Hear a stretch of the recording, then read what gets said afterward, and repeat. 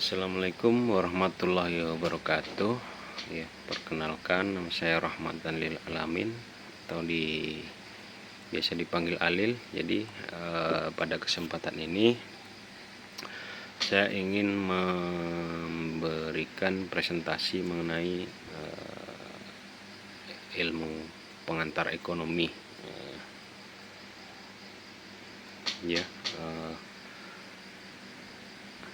Langsung saja untuk ilmu ekonomi. Apa yang disebut dengan ilmu ekonomi, yaitu pengertian ilmu ekonomi adalah ilmu yang mempelajari tentang bagaimana individu dan masyarakat mengelola sumber daya yang terbatas untuk memenuhi kebutuhan yang tidak terbatas, ya.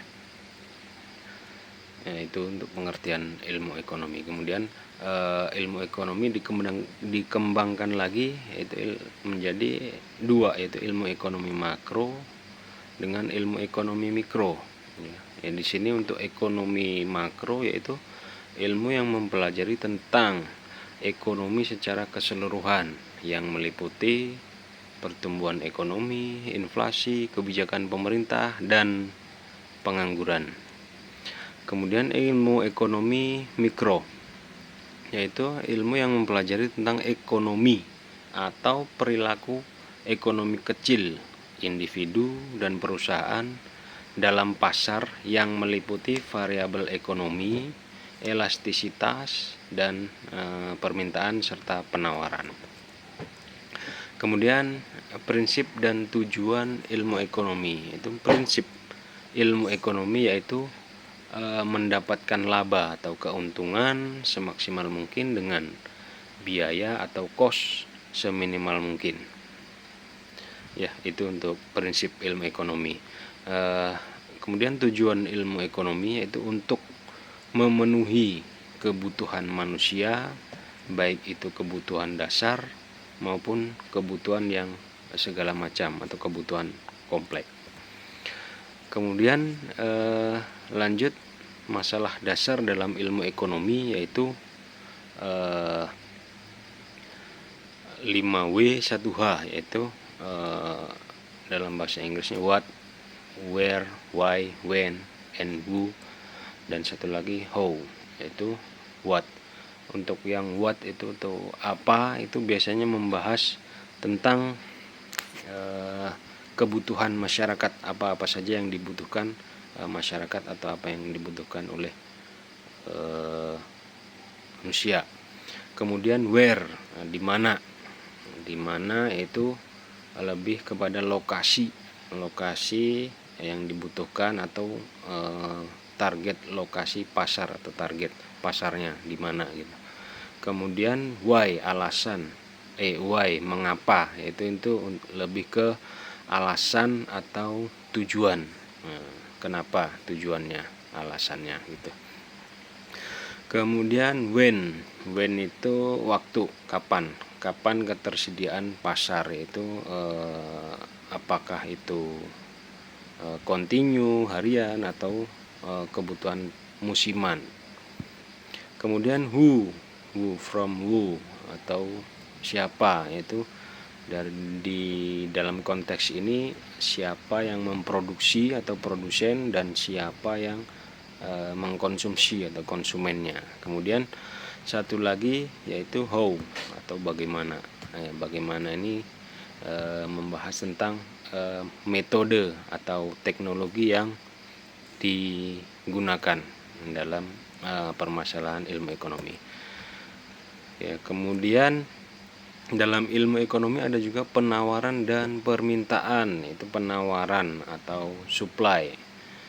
Yaitu untuk penawaran sendiri yaitu hukum penawaran, semakin tinggi harga maka semakin tinggi juga jumlah yang ditawarkan. Ya, jadi kurvanya penawaran itu relatif ke atas seperti yang terlihat di gambar. Kemudian penentu penawaran yaitu harga barang, biaya produksi, teknologi, pesaing produsen, selera masyarakat, dan ekspektasi masa depan, apa-apa saja yang dibutuhkan di masa depan. Kemudian yang kedua yaitu permintaan atau demand, yaitu kalau tadi penawaran, sekarang permintaan. Itu hukum permintaan, yaitu semakin tinggi harga maka jumlah yang diminta semakin sedikit, atau semakin mahal semakin sedikit permintaan. Kemudian sebaliknya, semakin rendah harga maka jumlah yang diminta semakin banyak, itu harganya murah maka permintaan semakin banyak. Itu jadi kurva untuk permintaan biasanya cenderung relatif ke bawah. Kemudian penentu permintaan yaitu sama, satu harga barang, harga barang, kemudian harga barang yang lain, kemudian selera konsumen, jumlah pendapatan, tren di masyarakat, dan ekspektasi konsumen. Itu untuk permintaan dan penawaran. Kemudian ada lagi ilmu ekonomi yaitu persaingan pasar. Nah, persaingan pasar di sini yang dibahas ada 4, yaitu persaingan pasar sempurna, persaingan pasar monopoli, persaingan pasar monopolistik, dan yang terakhir persaingan pasar oligopoli. Nah, untuk bahasan pertama yaitu persaingan pasar sempurna.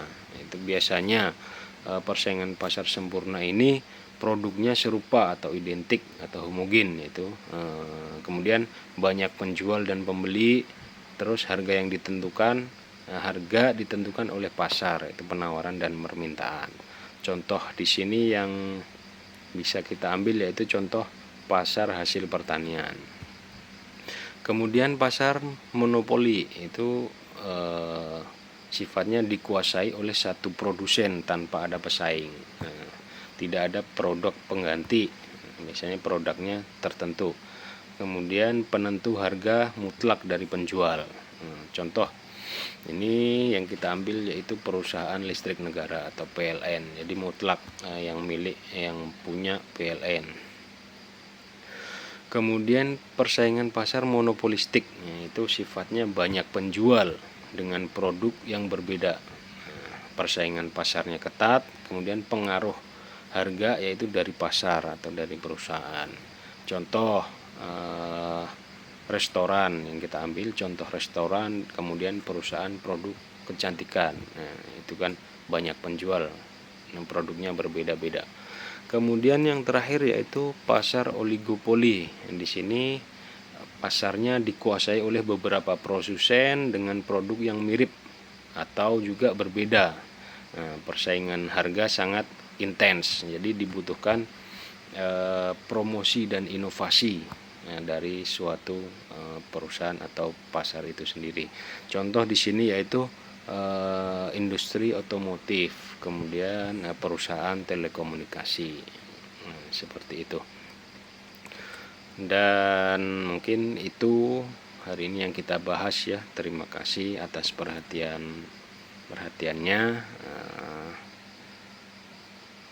Saya ucapkan selamat malam dan wassalamualaikum warahmatullahi wabarakatuh.